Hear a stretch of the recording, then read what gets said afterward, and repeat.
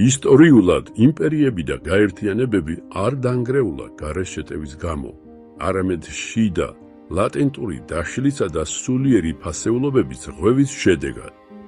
რომი დაეცა მაშინ, როცა შიგნიდან გამოფიტა მორალურმა კრიზისმა და არა მხოლოდ ბარბაროსების ხმალმა. დღეს ჩვენ ახალი აბრევიატურების ეპოქაში ვცხოვრობთ. გაერო, ნატო, G7, ბრიქსი, ევროკავშირი. მაგრამ რეალურად რას წარმოადგენს ეს ორგანიზაციები? არის კი ეს რაიმე ახალი?